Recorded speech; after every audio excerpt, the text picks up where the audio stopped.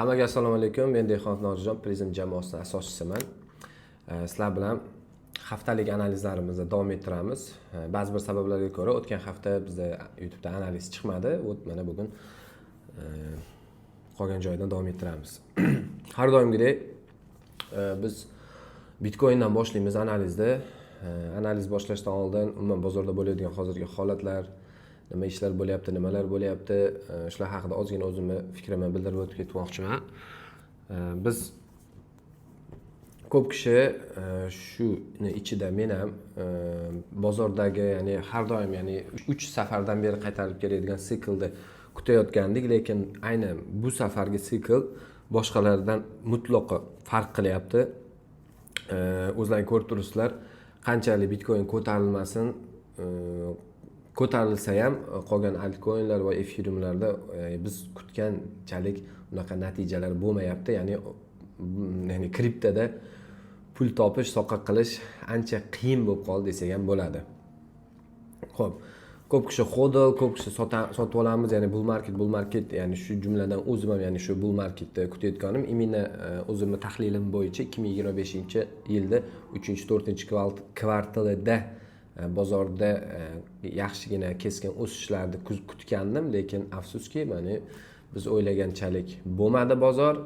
Aksincha, naborot, bizda xuddi hozir shu bir market bozorda boshlanayotgandek tuyulyapti.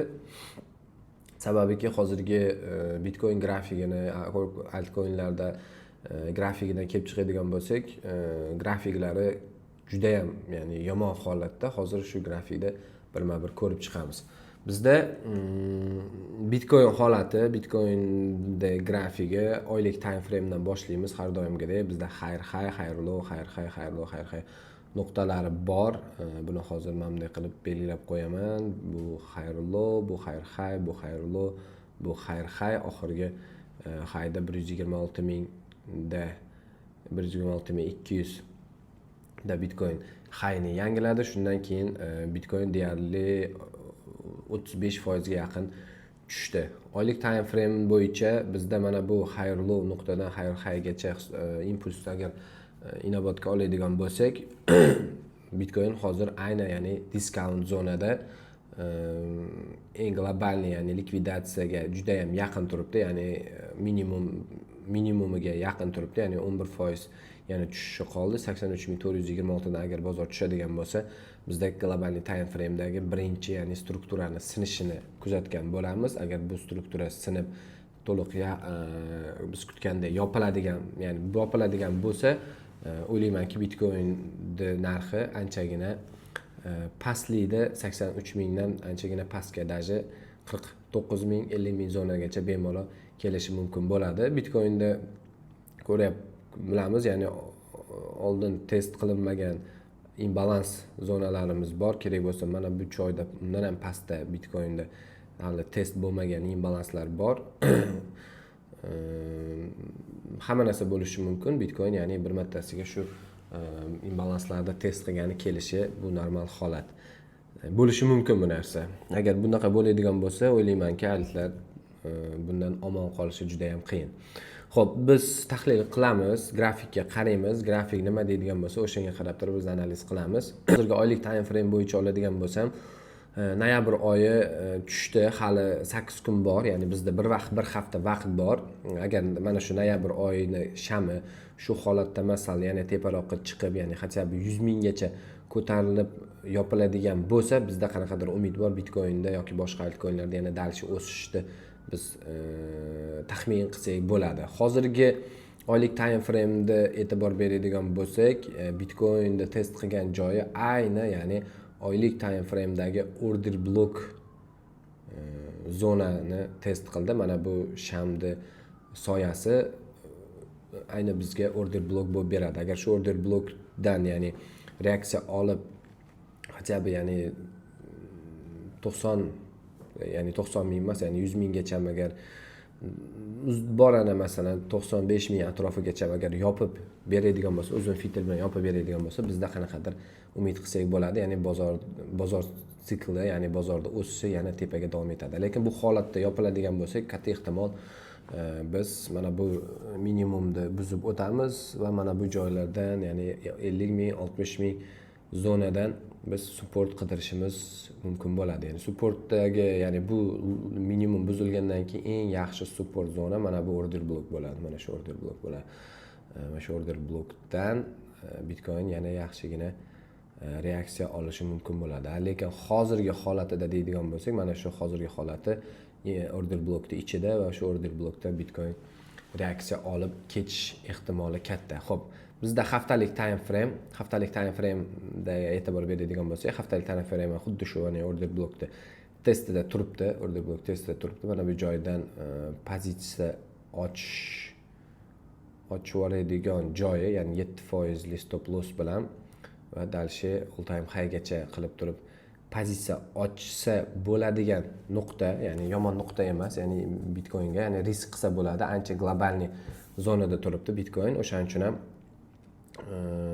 yaxshigina endi long pozitsiya ishlasak bo'ladi. Agar buni уже stop uradigan bo'lsa, ancha bizda Bitcoin pastlashini ko'rishimiz mumkin bo'ladi. Xo'p, kunlik time frame'ga e'tibor beradigan bo'lsak, kunlik time frame, kechagi kunlik time frame'da shami yaxshi, ya'ni reaksiya olib tepaga yopildi, ya'ni Bitcoinda yaxshi tepaga yopildi. Shu bilan agar Bitcoin tepaga chiqib, hajabi umuman, ya'ni short pozitsiya qidirish uchun bo'ladigan bo'lsa, bizda Bitcoin mana bu joydan reaksiya olib turib, keyin biz qanaqadir short qidirsak bo'ladi. Demak, agar shu yerdan biz short qidirishimiz mumkin bo'ladigan bo'lsa, biz long bo'lishimiz uchun ayni mana shu bizdagi short pozitsiya qidirishimiz kerak bo'lgan nuqta bizda yorib o'tilishi kerak, ya'ni buzib o'tilishi kerak. Short ochgan odamlarni, ya'ni stopini urish kerak kamida. Mana shu joydan short ochilsa ham stop loss где-то 107 ming endi juda ham agressivniy bo'ladi. Mana shu 104 ming atrofida bo'ladi. Agar mana shu imbalansni yaxshigina, ya'ni imbalans bilan yopib beradigan bo'lsa, bizda Bitcoin yaxshi tepaga harakatlanishi mumkin bo'ladi. Пока что bu yerda hozir faqatgina biz pozitsiya, ya'ni longga pozitsiya qidiramiz to mana shu 97 ming zonagacha, 97 minggacha. Agar 97 mingni tepaga yopib ketadigan bo'lsa, Bitcoinda ancha zo'r holatga yana tushadi. Altlardan, ya'ni biz qanaqadir ma'noda foydalansak bo'ladigan joyi bo'ladi. Xo'p, пока что lekin umumiy holat juda ham ayanchli holat. Ayanchli deganim qo'rqinchli holat. Aslida nima deydi, bu unaqa payt katta o'yinchilar, katta institutsionlar asosan, ya'ni pozitsiyasini to'playdigan vaziyat bo'ladi. Ko'p kishi bu narsani biladi, lekin amalga kelganda juda ham qo'rqadi. Ya'ni qo'rquv juda ham kuchli bozorda, ya'ni 14 ga tushib ketdi qo'rquv va ochko'zlik indeksi. O'shaning uchun ham hozir bozorga kirishga uncha odamni, ya'ni yuragi dosh bermaydi, chunki o'zi oldin kirilgan pozitsiyalar yaxshigina, ya'ni zararda yotganligini sababli. Xo'p, analizda davom etamiz. Ya'ni Bitcoinda bu zonadan biz faqatgina long bo'lamiz. Ikkita holatda men berib ketaman shu joyda sirazi. Mana shu minimum, mana shu yerda order blok. Shu order blokdan biz long pozitsiya qidiramiz. Shu order blokdan long pozitsiya qidiramiz tepaga. Mana shu 199 ming zonagacha deylik. 99 ming, 97 ming zonagacha. Agar 99 ming zonani, 98 ming, 99 ming zonani agar Bitcoin buzib o'tadigan bo'lsa, bizda o'sha tepaga qanaqadir umid bor, ya'ni nima qilishga. Agar bizda mana bu order blok ishlamasdan buzib beradigan bo'lsa, o'shundagina biz Bitcoinda yanada undan ham pastroqda biz supportda kutib olamiz. Bitcoinda support kutib olamiz. Lekin oylik, ya'ni shu noyabr oyini o'zida agar bu zona bizda sindirib buzib beradigan bo'lsa, unda oylik, ya'ni shu holatda yopilsa, mana shu minimumni pastida, ya'ni 74 mingni pastida yopiladigan bo'lsa, bizda Bitcoin anchagina chuqurroq korreksiyaga kiradi degan taxminda bo'lamiz. Xo'p, Ethereumda nima gap? Ethereumda oylik time frame Ethereumda bizda yaxshigina Ethereum impuls olgandan keyin mana bu joyda blok zakaz desak ham bo'ladi, order blok desak ham bo'ladi. Mana shu order blokda imенно testini qilyapti degan qarashda bo'lsak bo'ladi. Bizda Ethereum o'zini all time high'ni yangilamasdan pastga tushdi.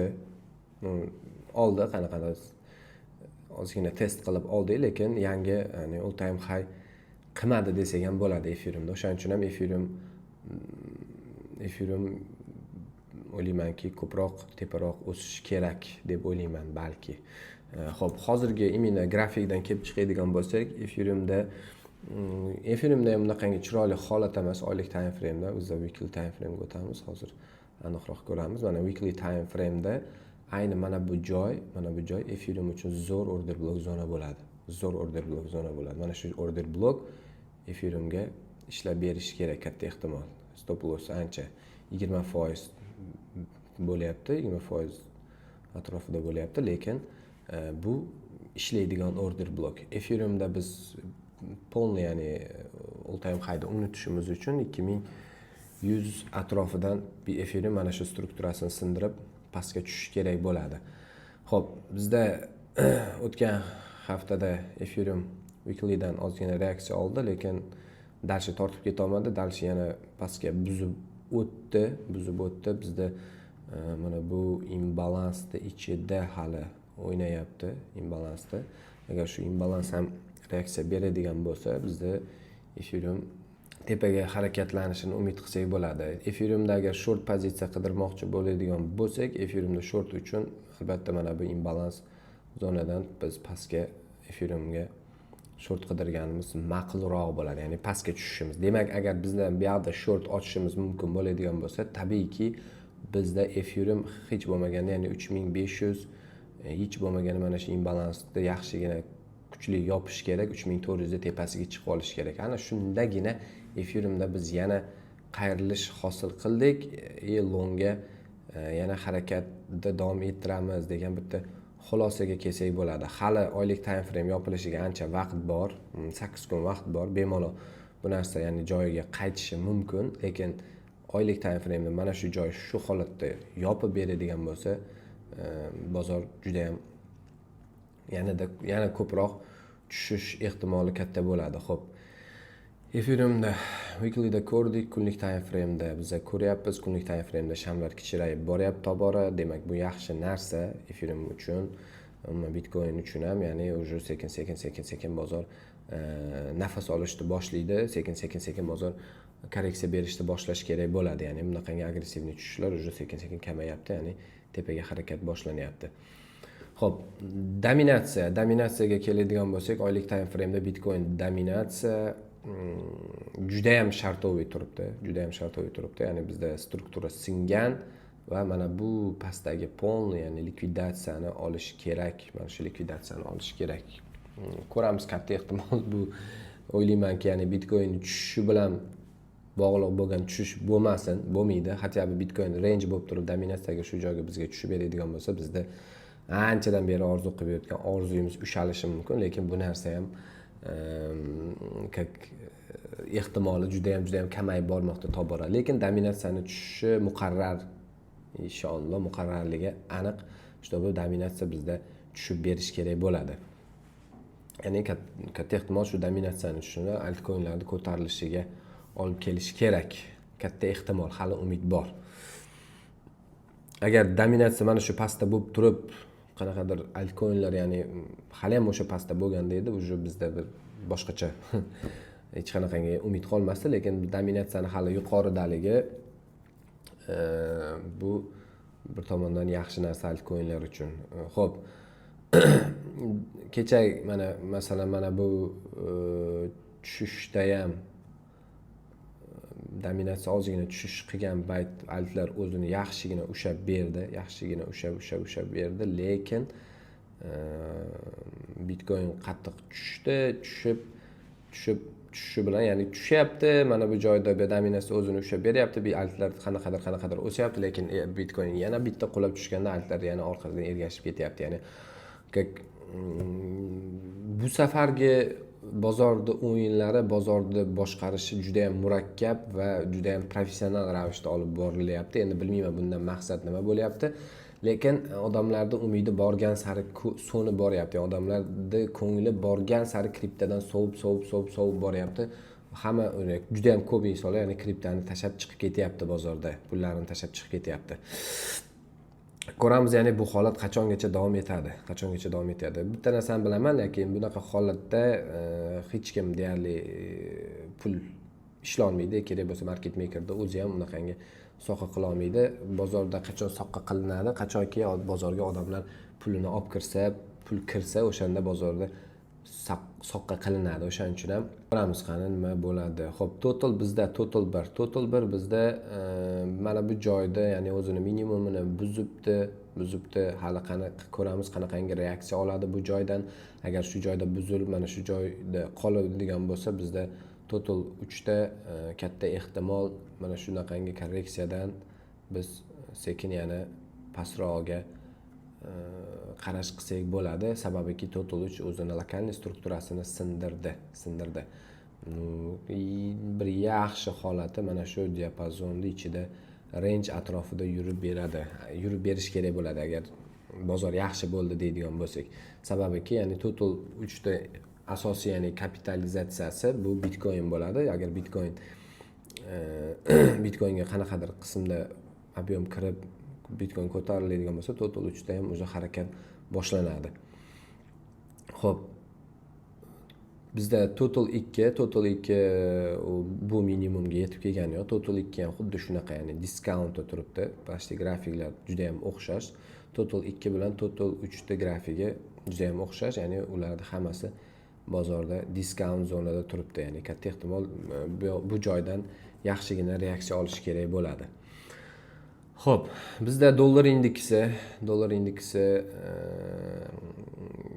da ko'proq tushishdi men kutgandim, lekin dollar indeksi yaxshigina, ya'ni razvorot qilib sekin tepaga qarab harakatda davom ettiryapti. Dollar indeksi ko'tariladigan bo'lsa, bilasizlar, ya'ni biz bozorga bu naborot holatda, ya'ni ta'sir qilish ehtimoli katta bo'ladi. Ya'ni bozorni tushishiga olib keladi dollar ko'tarilishi. Hozirgi dollarda agressivni oqadigan joyi deb biz mana shu imbalansda testidan biz dollar indeksi tushishi mumkin degan xulosaga kelishimiz mumkin. Пока что, ya'ni dollar indeksi razvorotni boshlangan, dollar indeksi ya'ni tepaga harakatni boshlayapti. Ya'ni eng joyi mana shu 104 gacha o'sish ehtimoli bor dollar indeksini. Xo'p, tilla ancha yuqorida. Tillada har doimgi gap o'sha bir aniq qanaqadir holatda aytish juda ham qiyin. Faqat kichkina time framelarga tayanib biz analiz qilsak bo'ladi. Kichkina time framelarda tilla maksimumni yangilamadi, minimum, ya'ni hayni yangilamasdan o'ziga yangi hay qildi. Bu degani o'sha sekin tilla slablashyapti desak ham bo'ladi. Ya'ni sekin tilla mana shu tartibda balki pastga tushishni davom ettiradi yoki mana shu yerda qanaqadir zona распределение deymiz, ya'ni tarqatish zonasini hosil qilgandan keyin tilla chuqurroq keyin korreksiyaga ketish ehtimoli bo'ladi. Chunki pastda tillada test qilinmagan imbalanslar juda ham ko'p, diskaunt zonaga kelib berish kerak bo'lgan joylari juda ham ko'p. O'shaning uchun ham tillada shunaqangi holat.